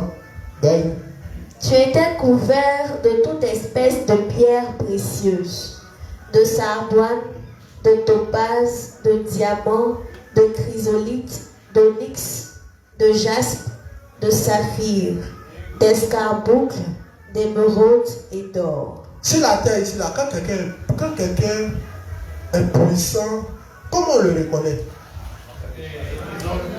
Par quoi? Par sa richesse, non? Le plus souvent, on dit les lingots d'or. On estime sa fortune en lingots d'or. C'est pas ça? Quand tu arrives chez lui, là, on regarde les éléments qu'il utilise pour construire sa maison, l'or, les pierres précieuses, toutes ces choses. C'est pas ça on voit pour reconnaître sa puissance. Voilà, on dit c'est comme ça. Satan il était cool. Même les pierres qu'on cite là, mais c'est pas tout le monde qui existe sur la terre ici. Voilà. Il y a des pierres, est-ce que vous avez déjà vu ici? Voilà. Donc, imaginez, Dieu vous a montré l'or, il vous a montré le saphir, il vous a montré ces... Mais au ciel, là, il y a des pierres plus précieuses même qui existent. Voilà. Donc, vous n'avez pas encore fini de découvrir. Donc, je vous dis, rendez-vous là-bas. La personne qui s'arrête, et puis le rendez-vous n'est pas là-bas, le rendez-vous c'est ici. Parce que c'est le paradis qu'on est en train de construire ensemble ici. Ne cherchez pas paradis en haut. La Bible dit que le paradis est venu vers vous et le paradis c'est Jésus. Donc c'est toutes les âmes qu'on va gagner sur la terre. C'est avec eux qu'on va aller au ciel. Donc si vous ne travaillez pas pour construire le paradis sur terre, et puis vous attendez paradis. Paradis là dépend de vous. Puisque si vous n'avez pas gagné dans mon bien qui. Donc commençons déjà à construire le paradis de Dieu sur la terre. Et puis arrangez-vous pour y demeurer jusqu'à la fin pour voir ce que Dieu vous réserve. Si tu es mort ici, mais si tu as lutté quand tu n'es pas arrivé au bout, tu as perdu. Vas-y. Tes tambourins et tes flûtes étaient à ton service, préparés pour le jour où tu fus créé. Donc on dit tes tambourins et tes flûtes étaient à ton service, préparés le jour où tu fus créé. Ça là, le révérend dit. Il dit que quand Dieu crée les choses, il fait toutes choses pour un but. Vous voyez? Quand il crée le diable, il y a des éléments qu'il attendait. C'est quoi qu'il attendait?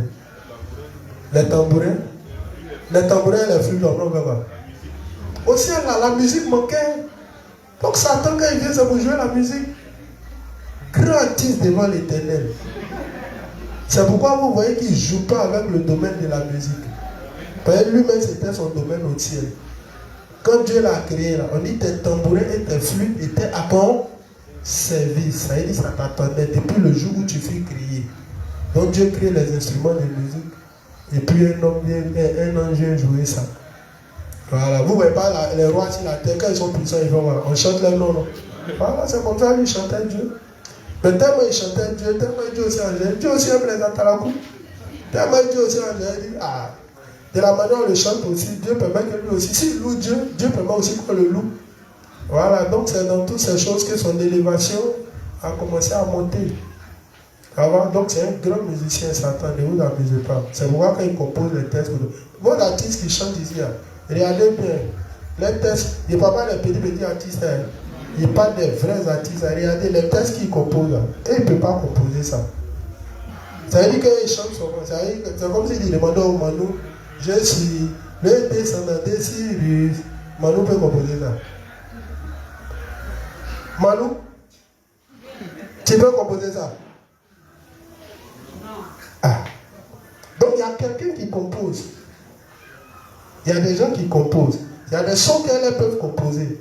Mais il y a des sons qu'elles ne peuvent pas composer. C'est comme ça les grands artistes, quand tu vas voir les sons, tu vas savoir que ce n'est pas eux qui composent. On compose et puis on les donne chante. Et puis ce qu'ils chantent là, ça annonce un projet même que souvent ils ne maîtrisent pas. Ils ne connaissent pas. Mais ils chantent son nom. Quand Satan voit, il sait de quoi il parle. C'est la même chose les films là. Et ils tournent. Mais souvent le film même qui tourne là, le projet qui est caché dedans, mais ils ne savent pas. C'est quand nous on regarde, nous on voit.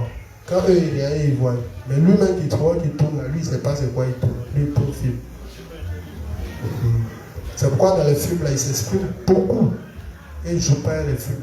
Dans les films là, le diable parle beaucoup. Mais comme nous, quand on s'en regarde, on aime regarder les images. C'est comme ça. Par exemple, quand vous avez parlé de Western en vent, là, est-ce que vous savez que Western est en train d'expliquer l'histoire de l'Amérique? Hein? Comment ils ont décimé ce peuple-là pour prendre les terres. Quand tu vois Django qui tire sur l'homme, les rapides, sa rapidité, il roule son pistolet, ça c'est ce que toi tu vois. Or, ils sont en train de conserver l'histoire comme ça au travers d'un film. Donc, chaque fois que ce film-là passe, ça rappelle l'histoire des Américains, des Amérindiens, des Indiens qui ont été décimés pour prendre leur terre. Chaque fois que Kinta Koté passe, ça rappelle l'histoire de la colonisation où ils ont eu besoin des Africains pour venir construire la terre des États-Unis. C'est comme ça qu'ils conservent l'histoire dans beaucoup de choses. C'est comme ça qu'ils s'expriment dans beaucoup de films. C'est quand dans le dernier Noé, là, le diable a donné sa version des faits là-bas, si ce qui est en train de se passer ici. Il dit Dieu ment. Que c'est pas à cause de ça que lui l'a chassé. Que quand Dieu a créé Adam et Ève, lui il a vu Adam et Ève, il a vu leurs forces, il a vu leurs limites. Donc il a vu que, comment on appelle ça, il voulait les aider. Voilà, donc comme il voulait les aider, il est venu, il a voulu aider Adam et Ève, Dieu s'est fâché contre lui. C'est comme ça que Dieu l'a fait chuter. Si vous voulez aller dans mon portail, je vais vous faire écouter. Voilà. Quand vous regardez le dernier Noé sur Netflix, là, prenez à partir de 1h, voyez les films là-bas, le film si ça fait 2h30, voilà, et puis ça diminue pour descendre. Voilà, c'est comme ça. Donc vers 1h57 là, il s'exprime là-bas. Ça va? Voilà. Si vous voulez à la fin, vous allez écouter sa version. Mais pour l'instant, écoutons la version de Dieu d'abord. Donc c'est pour vous dire qu'il ne tourne pas les films pour les tourner. Voilà. Dans les films, le diable s'exprime beaucoup. Ils n'écrivent pas les chansons pour écrire. Voilà. Vas-y. Verset 14. Tu étais un chérubin protecteur aux ailes déployées. Donc vous voyez qu'il n'était pas... Son nom Lucifer était un nom qui était bon. Ça va? C'était un chérubin protecteur aux ailes déployées. Il était béni, il était élevé. Et puis, on dit qu'il était beau. Quand on parle de beau, non, c'est pas... Il est beau, vrai. Dieu, il m'a pas beau. Quand Jésus est venu, on écrit, on dit qu'il n'était pas beau. Il n'avait ni beauté ni éclat pour plaire à notre égard. Mais le diable, là, Dieu lui-même te dit qu'il était beau. C'est comme ça si la terre ici, quand le diable a accompli ses projets, est-ce que vous voyez il prend les vilaines filles? Quand vous voyez les filles qui tournent pour nous, vous voyez vilaines dedans. Les papas vont danser l'Afrique pour les abonnés, parce que c'est pas de ça qu'ils parlent. Danser l'Afrique a été copié de danser les blancs. Voilà, quand vous voyez les filles qui tournent là, vous-même vous savez dire. Donc le diable, et le plus souvent quand quelqu'un est trop beau, il ne voit pas ce pourquoi il doit perdre son temps avec le Seigneur. Vous n'avez pas vu ça? Voilà, il ne sait même pas pourquoi il va perdre le temps avec son Seigneur. Donc il préfère donner son talent au diable. Donc même la beauté peut être un frein pour notre salut. Donc si Dieu t'a créé, si tu ne te sens pas trop beau, il faut dire Dieu merci. À la fin des temps, dans le nouveau corps, tu seras très beau. Parce que les belles personnes ne cherchent pas Dieu. Voilà, quand il y a son joli corps, là, il va venir faire quoi? C'est marcher, aller prêcher l'évangile comme un fou dans la rue. Ça c'est pas son problème. Et quand vous voyez les filles que le diable utilise pour envoyer la perversité dans le monde, quand vous les regardez, vous êtes content. Tu les regardes, tu as comme l'impression que lui-même les a dessinés pour les envoyer. C'est pas ça. Donc quand Dieu lui-même il dit le diable était beau, il était beau, vrai. Grand, beau de visage, beau, tout brille sur lui, puissant, tout. C'est tout ça là qui est monté dans sa tête à un moment donné. Vas-y. Tu étais un chérubin protecteur aux ailes déployées. Je t'avais placé et tu étais sur la sainte montagne de Dieu. Tu marchais au milieu des pierres étincelantes. Verset 15. Tu as été intègre dans tes voies depuis le jour où tu fus créé.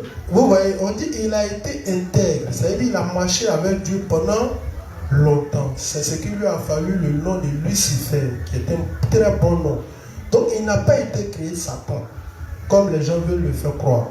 il a été créé un ange très bon qui a marché avec Dieu longtemps. Voilà. Jusqu'à ce qu'il finisse par se détourner de Dieu. Donc, il n'a pas été créé Satan. C'est de même que nous, au départ, quand on est étant héritier de comment on appelle ça, du péché par Adam et Ève, on nous appelle comment? Pécheurs. Mais quand Dieu il vient et qu'il nous visite avec l'évangile, notre statut change. Donc. Voilà, c'est comme ça, lui, Satan, il avait un bon statut au départ, et puis après, il a corrompu ce statut-là. Donc, c'est la corruption de ce statut qui, au départ, était Lucifer, ange de lumière, acteur brillant, qui va changer pour devenir Satan. Ça va? Voilà, donc il n'a pas été créé pour eux. Tu as été intègre dans tes voies depuis le jour où tu fus créé, jusqu'à celui où l'iniquité a été trouvée chez toi. Donc on dit le jusqu'à avait dit simplement que fut un moment donné, il était bon, il vivait dans la volonté de Dieu jusqu'à ce que le jusqu'à signifie que c'est à un moment donné que tout a basculé. Ça va? Donc les gens veulent faire croire que non, Dieu a créé Satan, il n'a pas anticipé. On nous fait croire que, comment on appelle ça? Le péché, c'est la pensée de Satan. Satan n'a pas été créé pécheur. Satan était dans la sainte montagne de Dieu. Il vivait dans la sainteté. Voilà, Dieu même l'a même élevé. Mais c'est son élévation qui va le faire chuter à un moment donné. C'est pourquoi le révérend va faire de ça un coup. Le jour où un juste dit qu'il a grandi dans la foi, c'est le jour. Le jour où un juste dit qu'il est devenu grand, c'est que sa chute n'est pas loin. C'est pourquoi tous les justes qui prétendent qu'ils sont devenus grands, leur chute n'est pas loin. Quand une nation prétend qu'elle est devenue grande, sa chute n'est pas loin. C'est comme ça. Parce que derrière cette grandeur se cache toujours un orgueil. Et c'est cet orgueil-là qui finit par nous tuer à la fin. Vas-y. Verset 16. Par la grandeur de ton commerce, tu as été rempli de violence et tu as péché. Je te précipite de la montagne de Dieu et je devais disparaître, chérubin protecteur. Vous voyez, l'histoire c'est maintenant, il dit par la grandeur de ton commerce. Est-ce que le diable a fait quel commerce? Donc vous voyez, il parle du diable, en même temps il parle du roi de Tyr. Grand commerçant aussi. Vous voyez, donc il mélange les deux. Donc les deux, leur histoire a été signée. Donc le roi de Tyr, lui, c'est par la grandeur de son commerce qu'il a fini par se faire, par se laisser corrompre. Et il a commencé à défier Dieu. Vous voyez. Arrivé un moment, Dieu avait livré les Israélites dans la main de, comment on appelle ça, du roi de Tyr. Puisque quand vous regardez dans l'histoire, à chaque fois que Israël se détourne de Dieu, Dieu les livre à leur ennemi. Et souvent ils vont en déportation jusqu'à ce qu'un se rappelle de Dieu. Quand ils prononcent le nom de Dieu, Dieu l'utilise pour sauver Israël et pour les ramener. C'est la même chose quand vous regardez dans l'histoire, vous allez voir que quand Israël a rejeté le Seigneur Jésus-Christ, à un moment donné, on dit vers les années 400, Dieu les a dispersés sur toute la surface de la terre. Et donc, c'est ce qui va faire qu'à un moment donné, Israël va perdre la terre que Dieu leur a donnée, qui était Canaan, là où ils ont été conduits. Et donc, quand Israël va perdre ça dans les années 400, c'est dans les années 1948 qu'Israël va retrouver sa terre et que la terre de la nation d'Israël sera reconstruite et elle va devenir très puissante. Et c'est comme ça qu'Israël va asseoir sa domination sur le monde. Et c'est une histoire qui est vérifiée. C'est pourquoi vous avez vu que pendant la Deuxième Guerre mondiale, les Juifs là, ils faisaient quoi en Allemagne? Hein? Ils faisaient quoi en Allemagne? Et vous avez vu, ils ont été tués, Hitler a tué les Juifs, les a utilisés pour faire expérience. Vous voyez? Voilà. Mais quand il regarde bien, c'est les Juifs eux-mêmes qui occasionnent ça. C'est pourquoi il dit en Israël, il y a 3 catégories de Juifs. Race élite, race pure, et puis Juifs sans mêler. Donc les races élites, là, ils s'en foutent que tu sois juif, que tu ne sois pas juif. Eux, c'est un projet. Leur objectif, c'est de donner un maximum d'hommes à Satan. Voilà, c'est ce qu'ils font. Voilà, donc, quand ils prononcent que ce qui s'est passé en Allemagne, ils te disent Holocauste, ils bâtissent ça Holocauste. Mais Holocauste, ça signifie quoi? Holocauste, ça signifie quoi? Hein? Holocauste, c'est un sacrifice volontaire. Ajouter volontaire dessus. Donc s'ils ont baptisé ça Holocauste, c'est eux-mêmes qui ont occasionné ça. Parce qu'ils ont utilisé ça comme prétexte pour dire qu'ils sont baptisés, ils sont, comment on appelle ça? Ça veut dire que les gens les maltraitent et autres, c'est comme ça qu'ils vont prendre leur liberté pour retourner sur leur territoire en 1948. Ça va? Voilà. Donc c'est eux-mêmes qui ont occasionné ça. Voilà. Pour pouvoir retourner sur leur terre. Quand Israël fait les trucs, ils trouvent toujours une justification. C'est pourquoi quand ils sont là, ils se jouent toujours les victimes. Et ils n'ont rien fait. Ils sont toujours innocents. C'est les gens qui les en veulent, c'est les gens qui en veulent aux antisémites dedans. C'est comme ça ils sont. Ils n'ont jamais rien fait. Donc à chaque fois que Israël se détourne de Dieu, Dieu les livre toujours dans la main de leurs ennemis. Quand vous allez regarder les livres d'histoire d'un juge et autres, c'est des choses que vous allez voir. C'est pourquoi ils sont allés plusieurs fois en déportation. Ils ont été. Même au moment où Jésus venait, vous avez vu qu'ils étaient sous la domination de qui? De Rome. Mais ils faisaient quoi là-bas? Voilà. Donc à chaque fois c'est comme ça. Donc c'est comme ça à un moment donné aussi, ils ont été livrés au roi de Tyr. Voilà, mais le roi de Tyr a commencé à abuser de son autorité, il a commencé à se prendre pour Dieu. C'est ce qui a fait que Dieu est arrivé à un moment, a intervenu et il a prononcé cette complète. Voilà, parce que le roi de Tyr a commencé, tout comme les rois, les empereurs romains pouvaient se donner le droit de vie ou le droit de mort. Pour aller tuer Jésus, c'est eux qu'on s'en consulter. Et puis ils donnent leur suffrage. Mais si quelqu'un ne se prend pas pour Dieu, est-ce qu'il peut se comporter comme ça? De vous à moi, si quelqu'un ne se prend pas pour Dieu, il peut se comporter comme ça. Sachant que le gars là, ils n'ont trouvé aucune faute. Ils n'ont trouvé aucune erreur. Mais parce qu'on te demande de le faire condamner, toi tu demandes à ce qu'on le fasse condamner.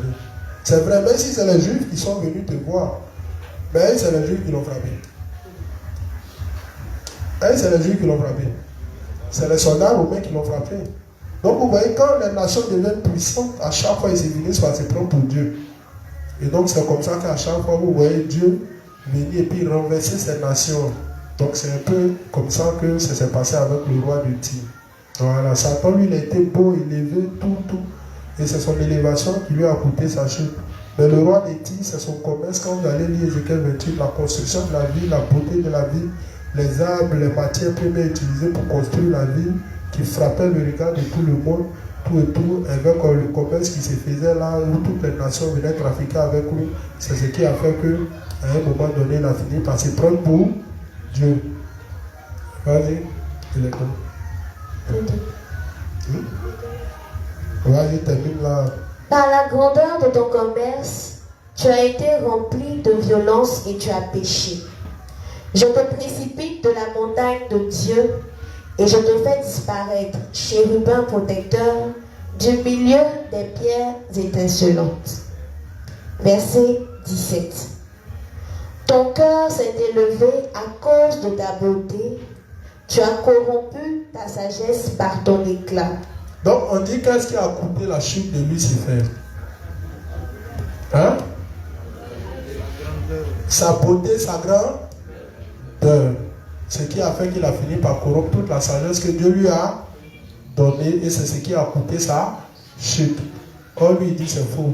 Que c'est parce que lui il est venu aider les hommes que Dieu s'est fâché contre lui. Parce qu'il est venu, comment on appelle ça, apporter la modernité, il est venu partager son savoir avec les hommes, chose que Dieu n'a pas appréciée, raison pour laquelle Dieu l'a chassé. Donc les hommes écoutent, ils disent, ah, mais c'est que Dieu, il a un problème avec nous. Donc au contraire, c'est toi qui nous a vraiment aimés. C'est pourquoi vous voyez que les gens ont une haine pas possible pour Dieu. Ça dépend de comment Satan les a gardés. Voilà, c'est pourquoi je vous dis, le problème des ennemis de Dieu, ce n'est même pas le problème de la Bible, ce n'est même pas, comment on appelle ça, que Jésus est Dieu ou n'est pas. Ils savent que Jésus est Dieu, ils savent que la Bible est vraie, mais leur véritable problème se trouve dans le fait que Satan leur dit que non, C'est lui qui, au contraire, qui a aimé les hommes. La preuve en est, quand il est venu, est-ce qu'il n'a pas partagé sa sagesse avec les hommes? Est-ce que par sa sagesse, les gens ne réalisent pas des grands espoirs? Est-ce que c'est pas ce qui fait que le monde est heureux?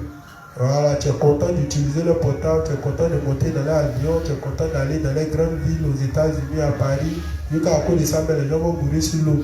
C'est pas ça. Voilà, tu es content de l'argent. Donc, c'est toutes ces choses-là qui comptent la vie humaine.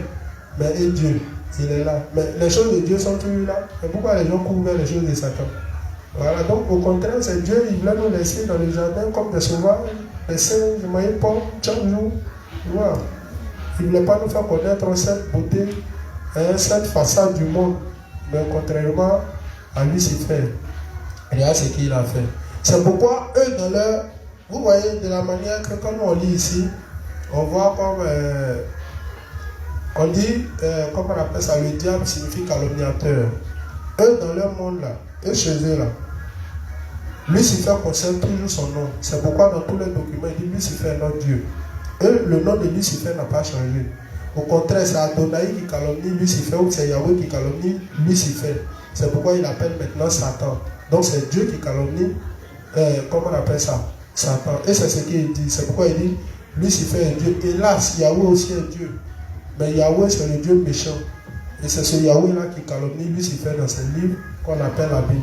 Et aussi ses enfants aussi le suivent bêtement sans comprendre la vérité. C'est pourquoi le gars là, quand ils ont parlé et puis il vous a dit, le discours il a dit là, ils ont un dernier virus avec qui ils doivent se battre, qui est l'ignorance. Ils disent que c'est nous on est ignorants, on ne connaît pas la vérité.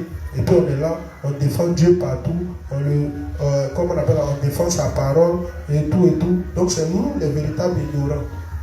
Et on défend Dieu sans modération. Tout ce qu'il dit, on suit de temps en temps. C'est pourquoi à la fin, il doit se battre contre Dieu et ses élus. Et c'est ce qui est prévu dans l'Apocalypse. Voilà, donc c'est comme ça qu'eux ils voient les choses.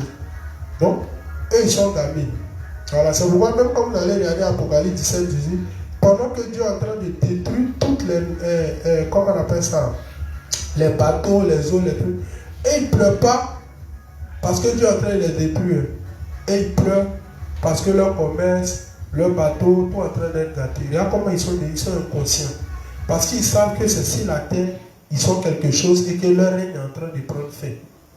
Donc ça leur fait mal que Dieu est en train de détruire tout ce qui faisait qu'eux ils étaient élevés sur la terre.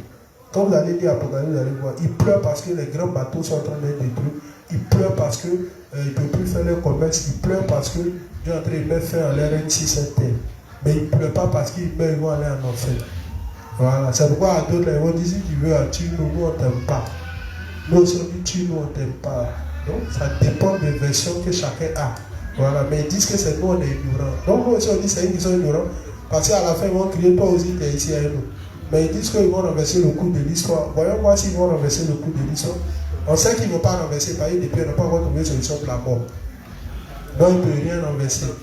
Voilà, depuis ils n'ont pas encore trouvé solution pour construire à Babylone, malgré qu'ils ont le grand architecte de l'univers. Donc ils ne peuvent rien faire. Vas-y, t'es vu. Par la multitude de tes iniquités, par l'injustice de ton commerce, tu as profané tes sanctuaires. Je fais sortir du milieu de toi un feu qui te dévore. Je te réduis en cendres sur la terre aux yeux de tous ceux qui te regardent. Donc le roi de Tyr a eu le même sort que Satan. Voilà, tel Satan, sa beauté, son élévation a fini par le corrompre et il a fini par dire qu'il est devenu Dieu. Voilà, et que Dieu a précipité sa chute. C'est comme ça que le roi de Tyr aussi a eu sa chute. Voilà, vas-y. Verset 19. Tous ceux qui te connaissent parmi les peuples sont dans la stupeur à cause de toi.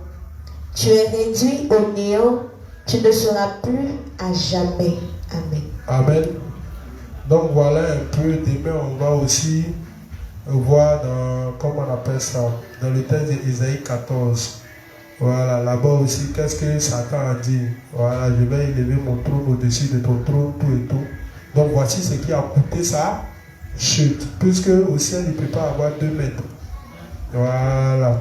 Soit Dieu règne comme maître absolu, ou soit c'est Satan qui règne. Mais comme Satan n'a pas pu régner, c'est Dieu qui règne toujours. Voilà, donc c'est son élévation et c'est sa beauté.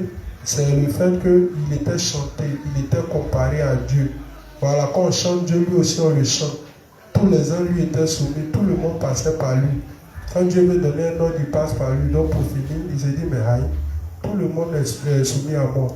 Vraiment, Dieu, même quand il veut faire quelque chose, c'est par moi, il passe. La seule personne qui reste, qui est élevée au-dessus de moi, c'est Dieu. Donc pourquoi ne pas prendre sa place? C'est comme ça que Dieu l'a précipité. Mais lui, il dit, c'est pas comme ça. Donc voilà un peu. Demain, on va aussi examiner ça dans le texte de Isaïe 14 pour voir toutes les pensées qui sont montées dans la tête de Lucifer, qui a coûté sa chute et il est devenu Satan. Voilà, donc voilà un peu ce que Dieu dit de Lucifer. Voilà un peu comment Satan a perdu sa lumière et il est devenu ténèbres. Voici le péché que Satan a commis au ciel. Voilà, donc le commencement, Satan perdait le commencement. Voilà, voici le péché qu'il a commis au ciel. Et il y a le péché qu'il a commis sur la terre en tentant l'homme et en faisant chuter l'homme. Pour que l'homme aussi soit condamné comme lui, Satan, il est condamné. Amen. Donc voilà, on va s'arrêter là pour aujourd'hui et demain on va poursuivre encore avec le texte d'Isaïe 14 et maintenant, venir maintenant explorer, puisque le révérend dans le livre 66, il va expliquer en long et en large cette histoire de Satan à propos de qui a eu le même sort que le roi d'Étyr. Voilà pourquoi Dieu a cédé, comment on appelle ça, l'histoire de Satan au roi d'Étyr. Donc le révérend lui-même va se prononcer dessus. Donc demain on va essayer de lire un peu dans le livre 66 pour voir.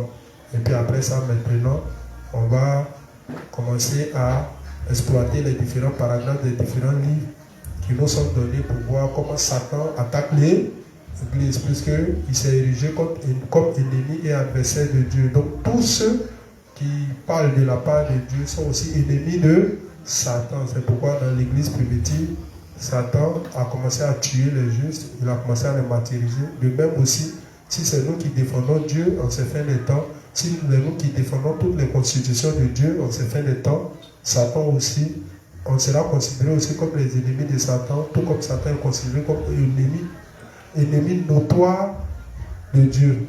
Ça va? Voilà, donc c'est toutes ces choses-là qui vont coûter notre martyre à la fin des temps. Amen. Donc la juste Élie, tu vas faire la prière de fin. Et puis bon, on va s'arrêter là pour aujourd'hui. Amen. Donc les justes, on va se disposer, on va dire merci au Seigneur pour ce moment d'enseignement et on va lui confier le reste du temps. Ensemble, prions. Père éternel, nous te disons merci. Merci pour toutes ces paroles qui sont entrées dans nos cœurs. Merci de ce que tu nous as permis de les garder, de les faire germer et de les comprendre. Merci Père Céleste de ce que tu nous as permis de rentrer chacun sain et sauf à la maison, que tu nous as donné notre nourriture quotidienne, tant spirituelle que physique. Merci de ce que tu nous as donné la santé, la force, le cœur uni afin d'être présent et d'assister à l'enseignement donné. C'est au nom de ton Fils Jésus que nous avons tous prié. Amen.